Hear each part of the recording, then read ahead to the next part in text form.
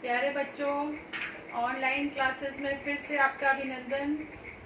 जैसे कि कल की क्लास में हमने आपको कक्षा 12 का पाठ्यक्रम लिखने के लिए दिया था। उम्मीद करते हैं कि आपने लिख लिया होगा।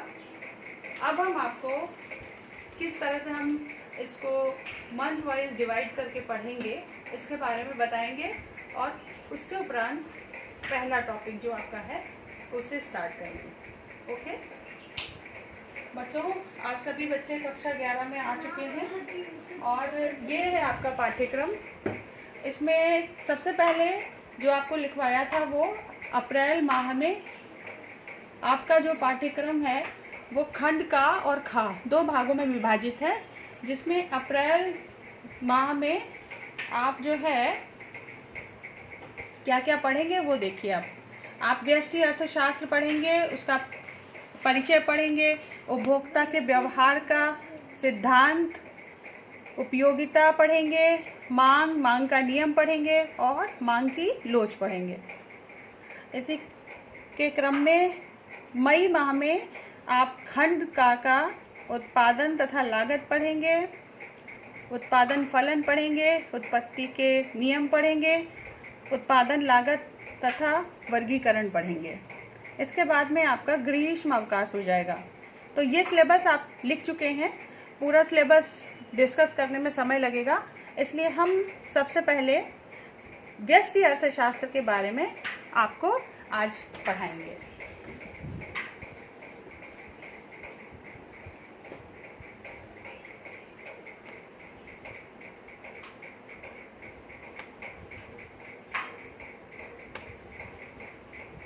जैसा कि बच्चों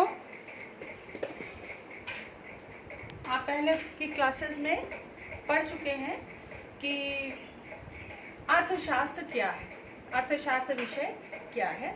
एक बार फिर से इसको अच्छे से समझिए। बहुत सरल भाषा में अगर हम आपको कहें तो अर्थशास्त्र मनुष्य के आर्थिक व्यवहार का अध्ययन है। अगर हम इसको और एक्सप्लोर करके कहेंगे तो अर्थशास्त्र वह विज्ञान और कला है जिसमें हम मनुष्य के रोजमर्रा के आर्थिक व्यवहारों का अध्ययन करते हैं। हमने यहाँ पर आपके लिए एक स्लाइड शो तैयार किया है जिसमें हमने सबसे पहले आपको अर्थशास्त्र के विषय में बताया है कि अर्थशास्त्र वह विज्ञान एवं कला है जिसमें मनुष्य के आर्थिक व्यवहारों का अध्ययन किया जाता है। आप जानते हैं कि प्रोफेसर एडम स्मिथ को अर्थशास्त्र का जनक माना जाता है। इन्होंने 1776 में एक किताब लिखी थी, an inquiry into the nature and causes of wealth of Nations.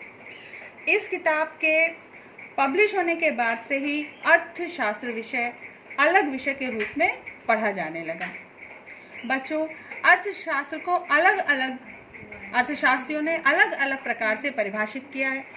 अतः परिभाषा के जाल में उलझने की समस्या से निपटने के लिए अर्थशास्त्र की परिभाषाओं को 5 वर्गों में विभाजित किया गया है। जैसे कि आप पूर्व कक्षा में पढ़ चुके हैं कि जो पहला विभाग है परिभाषाओं का, उसमें हम धन संबंधी परिभाषाओं का अध्ययन करते हैं और धन संबंधी परिभाषा का प्रतिपादन प्रोफेसर एडम स्मिथ ने किया है। इसके समर्थकों में जेबी से जीएस मिल आदि हैं। परिभाषाओं का दूसरा वर्ग है, उसमें कल्याण संबंधी परिभाषाएं आती हैं। अर्थशास्त्र की कल्याण संबंधी परिभाषाओं का प्रतिपादन करने वाले प्रोफेसर मार्शल हैं। इनका समर्थन पीगू, कैनन आदि अर्थशास्त्रियों ने किया। परिभाषाओं का तीसरा वर्ग अर्थशास्त्र की सीमितता संबंधी परिभाषाओं का है। सीमितता संबंधी परिभाषा का प्रतिपादन प्रोफेसर रॉबिन्स ने किया और इनका जोरदार समर्थन विक स्ट्रीट आदि ने किया। परिभाषाओं का चौथा वर्ग आवश्यकता विहीनता संबंधी परिभाषा का है। इसका प्रतिपादन भारत के इलाहाबाद यूनिवर्सिटी के प्रोफेसर जेके मेहता ने किया। परिभाषाओं का पांचवा वर्ग विकास संबंधी परिभाषाओं का है। इसका प्रतिपादन प्रोफेसर सैमुअल्सन ने किया। इन्हें नोबेल पुरस्कार प्राप्त हो चुका है। इनका समर्थन हेनरी स्मिथ ने किया। इस प्रकार से अर्थशास्त्र की संपूर्ण विचारधाराओं को समझने के लिए हमने अर्थशास्त्र की परिभाषाओं को 5 वर्गों में विभाजित करके